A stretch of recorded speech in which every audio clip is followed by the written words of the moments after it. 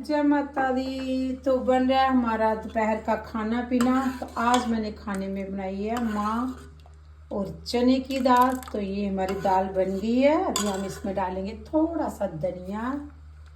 ये डाल दिया हमने धनिया हरा हरा। थोड़ा सा डालेंगे गरम मसाला। ये डाल दिया हमने गरम मसाला। दाल हमारी बन के हो गई है रेडी। तो ये बन गई हमारी दाल। इसको भी ढक देते हैं। तो आज मैंने सब्जी बनाई है बंद गोभी और मटर की। सब्जी भी हमारी बन गई, दाल भी। तो इधर हमारे चावल भी बन के हो चुके हैं रेडी।